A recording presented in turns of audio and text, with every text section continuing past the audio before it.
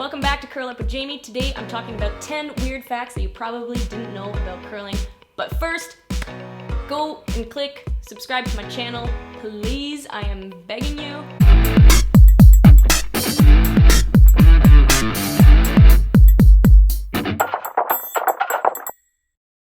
I'm not gonna lie, I don't even know some of these facts. Oh yeah, if you haven't noticed it, that's my Christmas tree. It's only about 1.5 feet tall, but trying to get into the holiday spirit.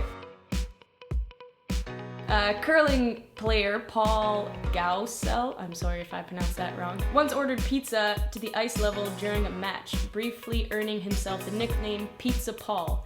And they say he did offer to share with his opponents, which I guess is very generous of him.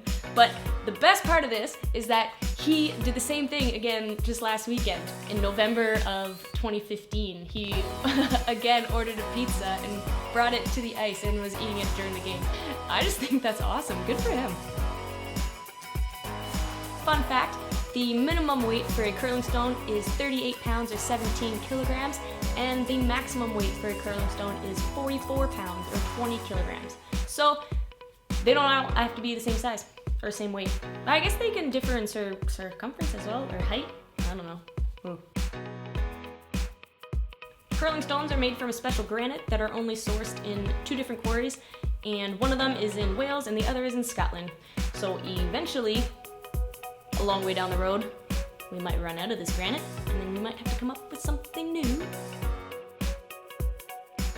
Do you know the difference between a cash spiel and a Bonspiel? Because up until 5 minutes ago when I googled it, I had no idea. But turns out, a cash spiel, you win money, hence the word cash, and in a Bonspiel, you win prizes like a car, T-bone steak, new curling shoes, or even a toaster. So moral of the story is, well, it depends what you want. If you want money, go into a cash spiel. If you want a sweet car or a juicy T-bone steak, then go into a Bonspiel. I'm kind of hungry now. Hey, you want to go for dinner? At the 2006 Winter Olympics in Torino, a streaker came down onto the ice. That streaker has made a habit of streaking at sporting events including soccer, rugby, tennis, football, and now curling.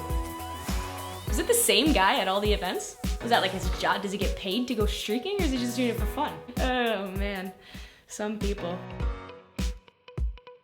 Prepare yourself, mentally prepare. You might want to sit down for this one. It just blew my freaking mind. Okay, everybody, first of all, everybody knows the Norwegian team, men's team.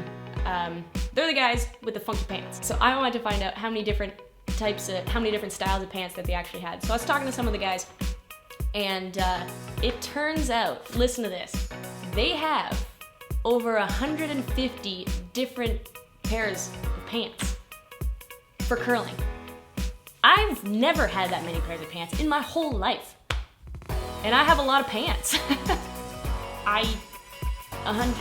Where would you put 150 pairs of pants? There's just so many.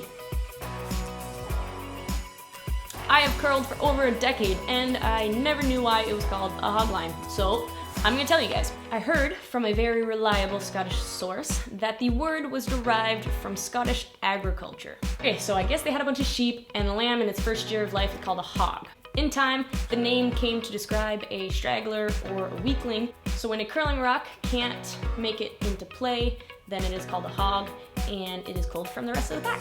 Now, the second part of that is, why the heck is there even a hog line? Well, Wikipedia.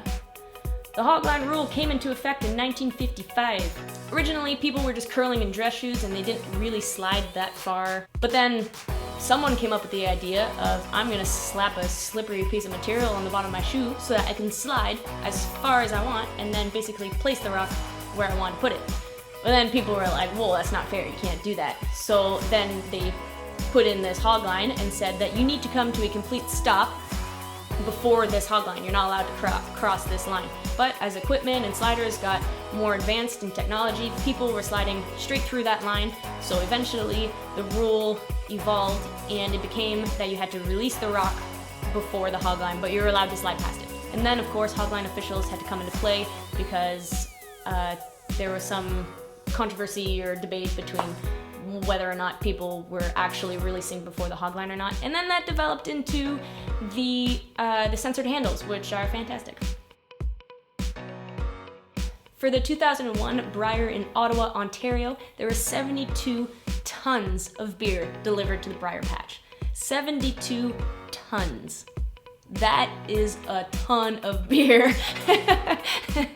Pun intended. It says that not all 72 tons were consumed, but still, fact is, that's an absurd amount of beer. I wonder how much beer they're gonna have to order for the Briar in 2016 that is going back to Ottawa, Ontario.